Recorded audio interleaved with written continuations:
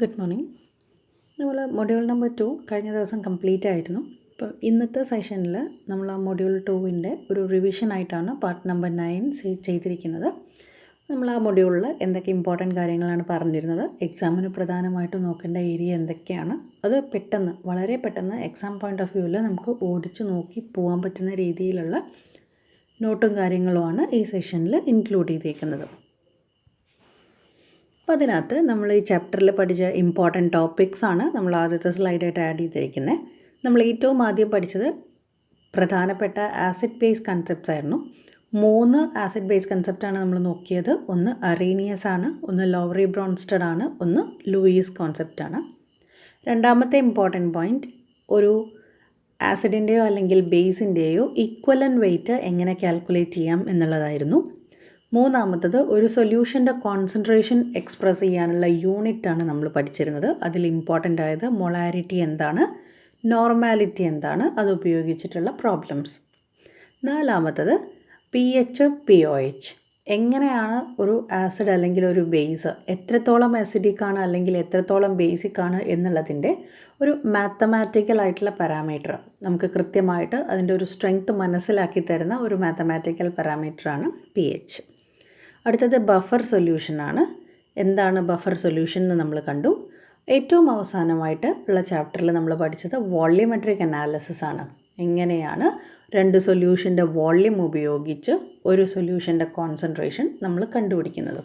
Okay, ഇത്രയും കാര്യങ്ങളാണ് ഈ ചാപ്റ്ററിൽ നമ്മൾ ഏറ്റവും ഇമ്പോർട്ടൻ്റ് ആയിട്ട് പഠിച്ചിട്ടുണ്ടായിരുന്നത്.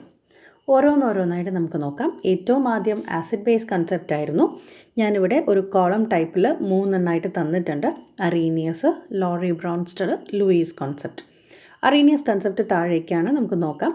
ഒന്നാമത്തത് ആസിഡ് H+ ഡോണറാണ്.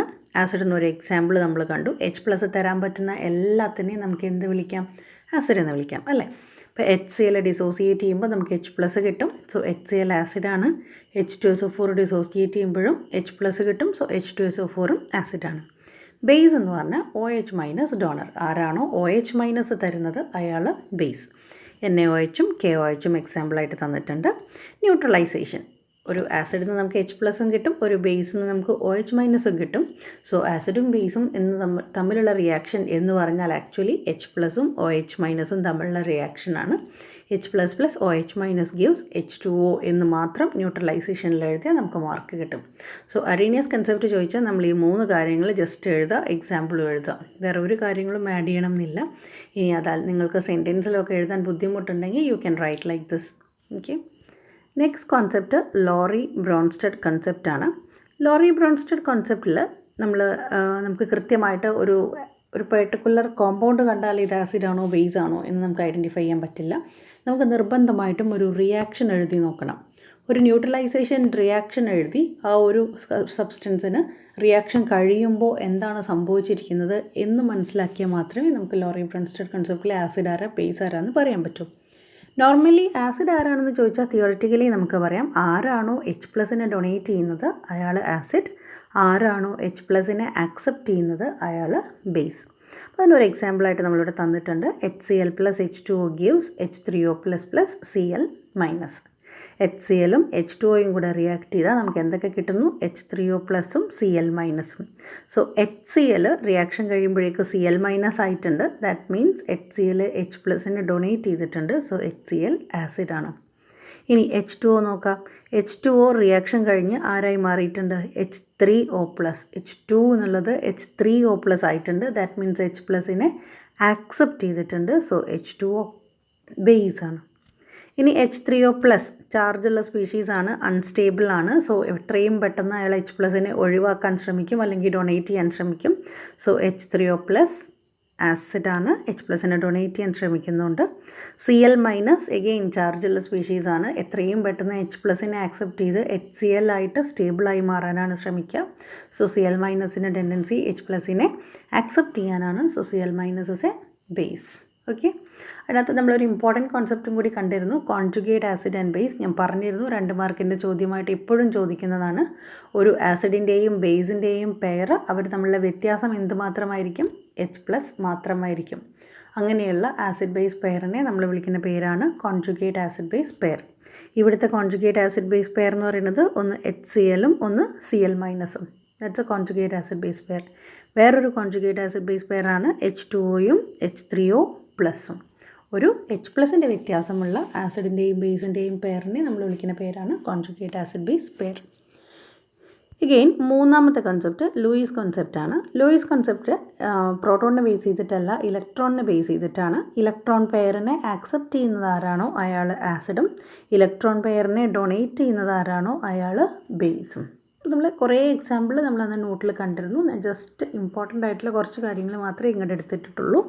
ആസിഡിന് എക്സാമ്പിളായിട്ട് BF3H+, അല്ലേ, BF3 MgCl2 BeCl2 എന്ന് പറഞ്ഞ് ഓർബിറ്റൽസ് അവൈലബിൾ ആയിട്ടുള്ള എല്ലാ മെറ്റൽ ആറ്റംസ് വരുന്നതും നമ്മൾ എക്സാമ്പിളായിട്ട് പറഞ്ഞു. അതുപോലെ എല്ലാ പോസിറ്റീവ് ചാർജുള്ള അയോൺസും ആസിഡ് ആയിരിക്കും എന്നും പറഞ്ഞിരുന്നു. അടുത്തത് ബേസിന് നമ്മൾ പറഞ്ഞു നൈട്രജൻ, ഓക്സിജൻ പോലുള്ള ഇലക്ട്രോൺ റിച്ച് ആറ്റംസ് ഉണ്ടോ അവരൊക്കെ ഇലക്ട്രോണിനെ ഡൊണേറ്റ് ചെയ്യാൻ പറ്റുന്ന ലൂയിസ് ബേസസ് ആണ്. അതുപോലെ മൈനസ് ചാർജുള്ള മൈനസ് ചാർജുള്ള എല്ലാ സ്പീഷീസും ലൂയിസ് ബേസ് ആണ്. Neutralisation H++OH- gives H2O. H+ positive ചാർജാണ്, ദാറ്റ് മീൻസ് ലൂയിസ് ആസിഡ് ആണ്. OH- നെഗറ്റീവ് ചാർജാണ്, ദാറ്റ് മീൻസ് ലൂയിസ് ബേസ് ആണ്. H+ഉം OH- റിയാക്ട് ചെയ്ത് H2O ആയി മാറുന്ന റിയാക്ഷൻ ലൂയിസ് കോൺസെപ്റ്റ് അനുസരിച്ച് ന്യൂട്രലൈസേഷൻ ആണ്.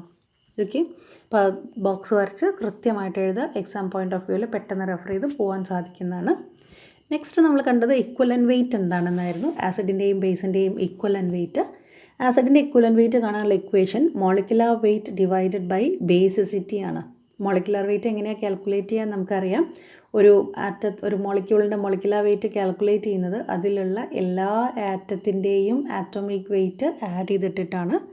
ബേസിസിറ്റി എന്താണെന്ന് നമ്മൾ പഠിച്ചിരുന്നു. ഒരു ആസിഡിൻ്റെ ബേസിസിറ്റി എന്ന് പറഞ്ഞാൽ അർത്ഥം അതിൽ എത്ര H+ ഉണ്ടോ, എത്ര H+നെ അതിന് ഡൊണേറ്റ് ചെയ്യാൻ സാധിക്കുമോ അത്രയുമാണ് ആസിഡിൻ്റെ ബേസിസിറ്റി. ഫോർ എക്സാമ്പിൾ HCl ഒരു H+ ആണുള്ളത്, സോ ബേസിസിറ്റി 1 ആണ്. സൾഫ്യൂരിക് ആസിഡ് H2SO4 അതിൽ എത്ര H+ ഉണ്ട്, 2 H+ ആണുള്ളത്, സോ ബേസിസിറ്റി 2 ആണ്. എത്രത്തോളം H+ അയോണിനെ ഒരു ആസിഡിന് ഡൊണേറ്റ് ചെയ്യാൻ പറ്റുമോ അത്രയുമാണ് അതിൻ്റെ basicity. Equivalent weight of a base കാണാനുള്ള ഇക്വേഷനും നമ്മൾ കണ്ടു. മോളിക്കുലാർ വെയിറ്റ് ബൈ അസിഡിറ്റി ആണ്. അസിഡിറ്റി എന്ന് പറഞ്ഞാൽ ഒരു ബേസിനകത്ത് എത്ര OH- ഡൊണേറ്റ് ചെയ്യാൻ പറ്റുമോ അത്രയുമാണ് ഒരു ബേസിൻ്റെ അസിഡിറ്റി. ഫോർ എക്സാമ്പിൾ NaOH ഒരു OH ആണുള്ളത്, സോ NaOHൻ്റെ അസിഡിറ്റി 1 ആണ്. Calcium hydroxide CaOH twice 2 OH ആണുള്ളത്, സോ കാൽഷ്യം ഹൈഡ്രോക്സൈഡിൻ്റെ അസിഡിറ്റി 2 ആണ്. പിന്നെ നമുക്ക് വളരെ അത്യാവശ്യം വരുന്ന, നമുക്ക് പ്രോബ്ലം ചെയ്യുമ്പോൾ ഞാൻ നിങ്ങളുടെ അടുത്ത് ഓൾറെഡി പറഞ്ഞിരുന്നു, പ്രോബ്ലം ചെയ്യുന്ന സമയത്ത് വളരെയധികം ആവശ്യം വരുന്ന കുറച്ച് ആസിഡിൻ്റെയും ബേസിൻ്റെയും മോളിക്കുലാർ വെയിറ്റും ഇക്വലൻ വെയിറ്റും ഫോർമുലയുമാണ് ഈ ടേബിളിൽ തന്നിരിക്കുന്നത്. നിർബന്ധമായിട്ടും ബൈഹാർട്ടായിരിക്കണം, അതുകൊണ്ടാണ് വീണ്ടും റിപ്പീറ്റ് ചെയ്ത് ടേബിൾ തന്നിരിക്കുന്നത്. ഓക്കെ, നെക്സ്റ്റ് സൊല്യൂഷൻ്റെ കോൺസെൻട്രേഷൻ കണ്ടുപിടിക്കാനുള്ള 2 യൂണിറ്റ്, കോൺസെൻട്രേഷൻ എക്സ്പ്രസ് ചെയ്യാനുള്ള 2 യൂണിറ്റ്, ഒന്ന് മൊളാരിറ്റിയും ഒന്ന് നോർമാലിറ്റിയും. പാർട്സ് പെർ മില്യനും ഉണ്ടായിരുന്നു, ഞാൻ ഇമ്പോർട്ടൻ്റ് ആയ കാര്യങ്ങൾ മാത്രമേ എടുത്തിട്ടുള്ളൂ. പാർട്സ് പെർ മില്യൻ്റെ ഡെഫിനിഷനും ഇക്വേഷനും നിങ്ങൾ അറിഞ്ഞിരിക്കണം, നോട്ടിൽ നോക്കിയിട്ട് പഠിച്ചേ പറ്റൂ. ഇവിടെ 2 യൂണിറ്റ്, മൊളാരിറ്റിയും നോർമാലിറ്റി എന്ന് പറയുന്ന 2 യൂണിറ്റ്, കോൺസെൻട്രേഷൻ എക്സ്പ്രസ് ചെയ്യാനുള്ള 2 യൂണിറ്റ്. മൊളാരിറ്റിൻ്റെ definition, it is the number of moles of solute present in 1 litre of the solution. നിർബന്ധമായിട്ടും തെറ്റിക്കാതെ എഴുതണം. 1 ലിറ്റർ സൊല്യൂഷനിൽ അടങ്ങിയിരിക്കുന്ന നമ്പർ ഓഫ് മോൾസ് ഓഫ് സൊല്യൂട്ടിനെ നമ്മൾ പറയുന്ന പേരാണ് മൊളാരിറ്റി. മൊളാരിറ്റി കാണാനുള്ള equation, molarity M = W/M × 1000/V. W എന്ന് പറഞ്ഞാൽ വെയിറ്റ് ഓഫ് സൊല്യൂട്ടാണ്, സ്മോൾ ലെറ്റർ M എന്ന് പറഞ്ഞാൽ മോളിക്കുലർ മാസ് ആണ്, V എന്ന് പറഞ്ഞാൽ volume of the solution. Normality എന്ന് പറഞ്ഞാൽ number of gram equivalence of solute present in 1 litre of the solution. 1 litre സൊല്യൂഷനിൽ അടങ്ങിയിരിക്കുന്ന number of gram equivalence of സൊല്യൂട്ടിനെ നമ്മൾ പറയുന്ന പേരാണ് നോർമാലിറ്റി. നോർമാലിറ്റി കാൽക്കുലേറ്റ് ചെയ്യാനുള്ള equation W/E × 1000/V in ml. W again weight of the solute in gram ആണ്, E equivalent weight of the solute ആണ്, V volume of the solution. ഇപ്പോൾ നിങ്ങൾക്ക് problems ചെയ്യാനുണ്ട്, നമ്മൾ നെക്സ്റ്റ് ക്ലാസ്സിൽ നോക്കും. അപ്പോൾ പ്രോബ്ലം ചെയ്യുമ്പോൾ യൂണിറ്റ് എഴുതാൻ നിർബന്ധമായിട്ട് ഓർമ്മ ഉണ്ടാവണം. മൊളാരിറ്റിൻ്റെ യൂണിറ്റ് ക്യാപിറ്റൽ എം, മോളാർ എന്നാണ് വായിക്കുക. നോർമാലിറ്റിയുടെ യൂണിറ്റ് ക്യാപിറ്റൽ എൻ, നോർമൽ എന്നാണ് വായിക്കുക. Next ionic product of water ആണ്. വാട്ടറിൻ്റെ അയോണിക് പ്രോഡക്റ്റ് പേരിൽ തന്നെയുണ്ട്. വാട്ടറിലുള്ള അയോൺസിൻ്റെ പ്രോഡക്റ്റ്, കോൺസെൻട്രേഷൻ്റെ product. Okay, it is the product of concentration of H+ and OH- ions in water. വാട്ടറിൽ അടങ്ങിയിരിക്കുന്ന H+ൻ്റെയും OH- അയോൺസിൻ്റെ കോൺസെൻട്രേഷൻ്റെ പ്രോഡക്റ്റിനെ നമ്മൾ വിളിക്കുന്ന പേരാണ് ionic product of water. Represent ചെയ്യുന്നത് KW എന്ന് പറയുന്ന സിമ്പിൾ ഉപയോഗിച്ചാണ്. And we can write like this equation: KW is equal to concentration of H+ into concentration of OH-. ഒരു സ്ക്വയർ ബ്രാക്കറ്റ് ഇട്ട് അതിനകത്ത് H+ എന്ന് എഴുതിയാൽ എന്താ വായിക്കുക? It's concentration of H+. Okay, അപ്പോൾ square bracket closed square bracket ഇടുന്നത് concentration എന്നാണ് വായിക്കുക. KW കാണാനുള്ള ഇക്വേഷൻ നമ്മൾ കണ്ടു. Concentration of H+ into concentration of OH-. Next pH and POH സ്കെയിലാണ്. pH എന്ന് പറഞ്ഞാൽ it is defined as negative logarithm of H+ ion concentration. H+ ion കോൺസെൻട്രേഷൻ്റെ നെഗറ്റീവ് ലോഗരിതം എടുത്തു കഴിഞ്ഞാൽ നമുക്ക് കിട്ടുന്ന വാല്യൂ ആണ് ആ ഒരു സൊല്യൂഷൻ്റെ pH. pH is equal to -log concentration of H+. അതുപോലെ POH എന്ന് പറഞ്ഞാൽ negative logarithm of OH- ion concentration. Okay, POH is equal to -log concentration of OH-. ഇനി അടുത്ത ഇമ്പോർട്ടൻറ്റ് ക്വസ്റ്റ്യൻ ആണ് relation between pH and POH. ഇങ്ങനെ മാത്രം താഴെ തന്നിരിക്കുന്ന പോലെ തന്നെ എഴുതിയാൽ മതി. ഇത് മൂന്നും കൂടെ ഒരുമിച്ച് 3 മാർക്കിൻ്റെ ചോദ്യമായിട്ട് ചോദിക്കാറുണ്ട്. Define pH and POH and give the relation between them.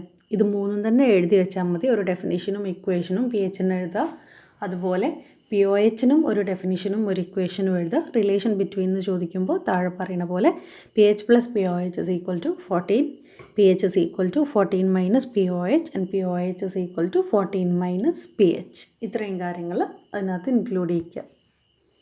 ഇനി അതിനകത്ത് വളരെ ഇമ്പോർട്ടൻ്റ് ആയിട്ട് ചോദിക്കുന്ന 4 മാർക്കായിട്ട് ചോദിക്കുന്നതാണ് അപ്ലിക്കേഷൻസ് ഓഫ് pH. നമ്മൾ ലിസ്റ്റ് ചെയ്തിരുന്നു മുഴുവൻ അപ്ലിക്കേഷൻ, ഓൾമോസ്റ്റ് ഒരു 10 അപ്ലിക്കേഷൻ നമ്മൾ നോട്ടിൽ ചെയ്തിട്ടുണ്ട്. ഞാൻ അന്നേ നിങ്ങളടുത്ത് പറഞ്ഞിരുന്നു ഒരു 6 എണ്ണമെങ്കിലും നിർബന്ധമായിട്ടും പഠിച്ചു വയ്ക്കാം. ഇനി എക്സ്പ്ലനേഷൻ എഴുതാൻ സാധിച്ചിട്ടില്ലെങ്കിൽ അതിൻ്റെ ജസ്റ്റ് പോയിൻ്റ് മാത്രം എഴുതിയാൽ മതി. അതുപോലെ ജസ്റ്റ് പോയിൻ്റ് മാത്രമായിട്ട് ഒരു 6 പോയിൻ്റ് ഞാനിവിടെ സെലക്ട് ചെയ്ത് എഴുതി വെച്ചതാണ്. ഒന്ന്, കറക്റ്റ് pH അറിയുമെങ്കിൽ നമുക്ക് കൊറോഷൻ കുറയ്ക്കാൻ സാധിക്കും. രണ്ടാമത്തത് കെമിക്കൽ ഇൻഡസ്ട്രീസിൽ എഫ്ലുവൻസിൻ്റെ pH ആസിഡ് ആണോ ബേസ് ആണോ എന്ന് കൃത്യമായിട്ട് ഐഡൻറ്റിഫൈ ചെയ്യാൻ pH സ്കെയിൽ ഉപയോഗിക്കും. അഗ്രികൾച്ചറിൽ സോയിലിൻ്റെ pH അറിഞ്ഞ് നമുക്ക് പുതിയ ക്രോപ്പുകൾ ഇറക്കാൻ വേണ്ടി സോയിലിൻ്റെ pH അറിയാൻ അഗ്രികൾച്ചറിൽ pH ഉപയോഗിക്കും. നാലാമത്തത് ടെക്സ്റ്റൈൽ ഇൻഡസ്ട്രിയിൽ കോട്ടൻ്റെ ബ്ലീച്ചിങ് പ്രോസസ്സിൽ നമ്മൾ ആസിഡിക് കണ്ടൻറ്റ് ഉണ്ടെങ്കിൽ കോട്ടൺ പെട്ടെന്ന് നശിച്ചു പോകും. അത് ഒഴിവാക്കാൻ നമ്മൾ ടെക്സ്റ്റൈൽ ഇൻഡസ്ട്രിയിൽ pH ഉപയോഗിക്കാറുണ്ട്. അതുപോലെ ഒരു സൊല്യൂഷൻ അസിഡിക് ആണോ ബേസിക് ആണോ എന്നറിയാൻ, to find out the nature of the medium, acidic nature ആണോ ബേസിക് നേച്ചർ ആണോ എന്നറിയാൻ pH വാല്യൂ ഉപയോഗിക്കാറുണ്ട്. അതുപോലെ ഫുഡ് പ്രിസർവേഷനിൽ കെമിക്കൽസ് ഉപയോഗിച്ച് ചെയ്യുന്ന ഫുഡ് പ്രിസർവേഷൻ ടെക്നിക്സിൽ pH അങ്ങോട്ടോ ഇങ്ങോട്ടോ മാറിക്കഴിഞ്ഞാൽ ഒരിക്കലും ഫുഡ് അത് നമുക്ക് ജസ്റ്റ് കേടുകൂടാതെ പ്രിസർവ് ചെയ്ത് വെക്കാൻ സാധിക്കില്ല. സോ കറക്റ്റായിട്ട് pH അറിയാൻ നമ്മൾ ഫുഡ് പ്രിസർവേഷനിൽ ഉപയോഗിക്കാറുണ്ട്. അപ്പോൾ നിങ്ങൾ ഇത്ര മാത്രം എഴുതിയാൽ മതി. എക്സ്പ്ലനേഷൻ വേണമെന്നില്ല. പോയിൻ്റ് വൈസായിട്ട് 4 മാർക്കിൻ്റെ ഒരു ചോദ്യമായിട്ട് 4 മാർക്കിൻ്റെ ഒരു ചോദ്യമൊക്കെ ചോദിക്കുകയാണെങ്കിൽ 5 or 6 പോയിൻ്റ് ഇതേപോലെ ജസ്റ്റ് ലിസ്റ്റ് ചെയ്ത് വയ്ക്കാം. നെക്സ്റ്റ് ബഫർ സൊല്യൂഷനാണ്. ബഫർ സൊല്യൂഷൻ എന്ന് പറഞ്ഞാൽ നമ്മൾ ഓൾറെഡി ക്ലാസ്സിൽ പറഞ്ഞിരുന്നു, ഒരു സൊല്യൂഷനിലേക്ക് കുറച്ച് ആസിഡ് നമ്മൾ ആഡ് ചെയ്യുകയാണെങ്കിൽ സ്വാഭാവികമായിട്ടും അതിൻ്റെ pH കുറയാൻ ശ്രമിക്കും. ഒരു സൊല്യൂഷനിലേക്ക് കുറച്ച് ബേസ് നമ്മൾ ആഡ് ചെയ്യുകയാണെങ്കിൽ സ്വാഭാവികമായിട്ടും pH കൂടാനും ശ്രമിക്കും. ഒരു സൊല്യൂഷനിലേക്ക് കുറച്ച് ആസിഡോ അല്ലെങ്കിൽ ബേസോ ആഡ് ചെയ്യുമ്പോൾ അതിൻ്റെ pHൽ ഒരു മാറ്റവും വരുന്നില്ലെങ്കിൽ ആ സൊല്യൂഷനെയാണ് നമ്മൾ ബഫർ സൊല്യൂഷൻ എന്ന് പറയാം. എന്ന് വെച്ചാൽ നമ്മൾ ഡെലിബറേറ്റ്ലി ഉണ്ടാക്കുന്ന സൊല്യൂഷൻസാണ്. അതിനകത്ത് pHൻ്റെ ചേഞ്ച് വരാൻ പാടില്ല. നമ്മൾ ആസിഡ് ആഡ് ചെയ്താലോ കുറച്ച് ബേസ് ആഡ് ചെയ്താലോ pH വാല്യൂവിൽ കാര്യമായ വ്യത്യാസങ്ങളൊന്നും വരുത്താതെ pH കോൺസ്റ്റൻ്റ് ആയിട്ട് കീപ്പ് ചെയ്യാൻ പറ്റുന്ന സൊല്യൂഷനെ നമ്മൾ വിളിക്കുന്ന പേരാണ് buffer solution. Solution which resist any change in pH when small amount of acid or base is added to it. Again, there are two types of buffer. ഒന്ന് acidic ബഫറാണ്, ഒന്ന് basic ബഫറാണ്. Acidic buffer എന്ന് പറഞ്ഞാൽ ഒരു week ആസിഡിൻ്റെയും അതിൻ്റെ സോൾട്ടിൻ്റെയും കോമ്പിനേഷനാണ്. pH 7 താഴെ ആയിരിക്കും. Example acetic ആസിഡിൻ്റെയും സോഡിയം അസറ്റേറ്റിൻ്റെയും മിക്സ്ചർ. നെക്സ്റ്റ് ബേസിക് ബഫറാണ്. ബേസിക് ബഫർ എന്ന് പറഞ്ഞാൽ ഒരു വീക്ക് ബേസിൻ്റെയും അതിൻ്റെ സോൾട്ടിൻ്റെയും മിക്സ്ചറാണ്. pH 7 കൂടുതലായിരിക്കും നോർമലി. എക്സാമ്പിൾ അമോണിയം ഹൈഡ്രോക്സൈഡിൻ്റെയും അമോണിയം ക്ലോറൈഡിൻ്റെയും മിക്സ്ചർ. എഗെയിൻ 4 മാർക്കിൻ്റെ ചോദ്യമായിട്ട് ക്വസ്റ്റ്യൻ പേപ്പറിൽ ഉണ്ടാവാറുണ്ട്. എന്താണ് buffer solution, what are the different types of buffer. അപ്പോൾ നിങ്ങൾക്ക് ഇത്രയും കാര്യങ്ങൾ എഴുതാം. ബഫർ എന്താണ്, 2 ടൈപ്പ് ബഫർ, ഓരോന്നിനും example. Next last one volumetric analysis ആണ്. ഒരു സൊല്യൂഷൻ്റെ 2 സൊല്യൂഷൻ്റെ എക്സാക്റ്റ് വോള്യൂം നമുക്കറിയാമെങ്കിൽ, എക്സ്പെരിമെൻറ്റ് ചെയ്ത എക്സാക്റ്റ് വോള്യൂം നമുക്കറിയാമെങ്കിൽ, ഒരു സൊല്യൂഷൻ്റെ കോൺസെൻട്രേഷനും അറിയാമെങ്കിൽ നമുക്ക് രണ്ടാമത്തെ സൊല്യൂഷൻ്റെ കോൺസെൻട്രേഷൻ കണ്ടുപിടിക്കാം. അങ്ങനെ ഉപയോഗിക്കുന്ന ആ മെത്തേഡിനെ നമ്മൾ വിളിക്കുന്ന പേരാണ് വോള്യൂമെട്രിക് അനാലിസിസ്. ആ ഒരു പ്രോസസ്സിനെ നമ്മൾ വിളിക്കുന്ന പേരാണ് ടൈട്രേഷൻ. അപ്പോൾ അതിനകത്ത് 2 മാർക്കിൻ്റെ ചോദ്യമായിട്ട് ഇമ്പോർട്ടൻ്റ് ആയിട്ട് ചോദിക്കുന്ന കുറച്ച് കാര്യങ്ങളാണ് ഞാൻ ഇതിനകത്ത് ആഡ് ചെയ്തത്. ഒന്ന് സ്റ്റാൻഡേർഡ് സൊല്യൂഷൻ. സ്റ്റാൻഡേർഡ് സൊല്യൂഷൻ എന്ന് പറഞ്ഞാൽ ഏത് സൊല്യൂഷൻ്റെ കോൺസെൻട്രേഷൻ ആണോ നമുക്ക് അറിയാവുന്നത് അതിനെ വിളിക്കുന്ന പേരാണ് സ്റ്റാൻഡേർഡ് സൊല്യൂഷൻ. എൻഡ് പോയിൻ്റ് എന്ന് പറഞ്ഞാൽ ഒരു ടൈട്രേഷനിൽ റിയാക്ഷൻ എപ്പോഴാണോ കംപ്ലീറ്റ് ആവുന്നത്, ആസിഡ് ബേസ് ന്യൂട്രലൈസേഷൻ എപ്പോഴാണ് നടക്കുന്നത്, അല്ലെങ്കിൽ ടൈട്രേഷനിൽ റിയാക്ഷൻ പ്രോസസ്സ് കംപ്ലീറ്റ് ആവുന്നത് എപ്പോഴാണ്, ആ പോയിൻറ്റിനെയാണ് നമ്മൾ എൻഡ് പോയിൻ്റ് എന്ന് പറയുക. ഇൻഡിക്കേറ്റർ ഒരു കോണിക്കൽ ഫ്ലാസ്കിനകത്തുള്ള ബേസിനകത്തേക്ക് നമുക്ക് എൻഡ് പോയിൻ്റ് കറക്റ്റായിട്ടും ഒരു കളർ ചേഞ്ച് വഴി മനസ്സിലാക്കാൻ നമ്മൾ ആഡ് ചെയ്യുന്ന സബ്സ്റ്റൻസിനെ പറയുന്ന പേരാണ് ഇൻഡിക്കേറ്റർ. അതൊരു കളർ ചേഞ്ച് കാണിക്കാൻ ഞാൻ പറഞ്ഞു, എല്ലായ്പ്പോഴും ഒരു പെർട്ടിക്കുലർ കളർ ചേഞ്ച് കാണിച്ചോളണം എന്നില്ല. ചില പ്രത്യേക pH വാല്യൂസിൽ മാത്രമേ ആ കളർ ചേഞ്ച് കാണിക്കൂ. ആ pH വാല്യൂവിനെ നമ്മൾ വിളിക്കുന്ന പേരാണ് pH range of an indicator. ഇപ്പോൾ 2 ഇൻഡിക്കേറ്റർ എക്സാമ്പിൾ നമ്മൾക്ക് പഠിക്കാനുണ്ട്. ഒന്ന് മീഥൈൽ ഓറഞ്ച് ആണ്, ഒന്ന് ഫിനോഫ്തലീൻ ആണ്. pH റേഞ്ച് എന്താണെന്ന് ഞാൻ പറഞ്ഞു. It is the range of pH in which an indicator changes the colour. ഒരു കളർ ചേഞ്ച് ഇൻഡിക്കേറ്റർ കൃത്യമായിട്ട് കാണിക്കുന്ന pH വാല്യൂവിനെ നമ്മൾ വിളിക്കുന്ന പേരാണ് pH റേഞ്ച്. അപ്പോൾ 2 ഇൻഡിക്കേറ്ററും അതിൻ്റെ pH റേഞ്ചും ആ ഒരു ആസിഡ് മീഡിയത്തിലെ കളറും ബേസിക് മീഡിയത്തിലെ കളറുമാണ് ടേബിളിൽ തന്നിരിക്കുന്നത്. മീഥൈൽ ഓറഞ്ച് കളർ ചേഞ്ച് കാണിക്കുന്ന pH വാല്യൂ എന്ന് പറയുന്നത് 3.1-ൻ്റെയും 4.5-ൻ്റെയും ഇടയ്ക്കാണ്. ഇൻഡിക്കേറ്ററിൻ്റെ മീഥൈൽ ഓറഞ്ച് ആസിഡ് മീഡിയത്തിൽ ഓറഞ്ച് റെഡ് കളറാണ്, ബേസിക് മീഡിയത്തിൽ ഗോൾഡൻ യെല്ലോ കളറാണ്. അതുപോലെ ഫിനോഫ്തലിൻ രണ്ടാമത്തെ ഇൻഡിക്കേറ്റർ, അത് കളർ ചേഞ്ച് കാണിക്കുന്ന pH റേഞ്ച് എന്ന് പറയുന്നത് 8.3 മുതൽ 10 വരെയുള്ള pH ആണ്. ആസിഡ് മീഡിയത്തിൽ ഫിനോഫ്തലിൻ കളർലെസ് ആണ്, ബേസിക് മീഡിയത്തിൽ ഒരു പിങ്ക് കളറാണ് ഫിനോഫ്തലിൻ എക്സിബിറ്റ് ചെയ്യുന്നത്. ഓക്കെ,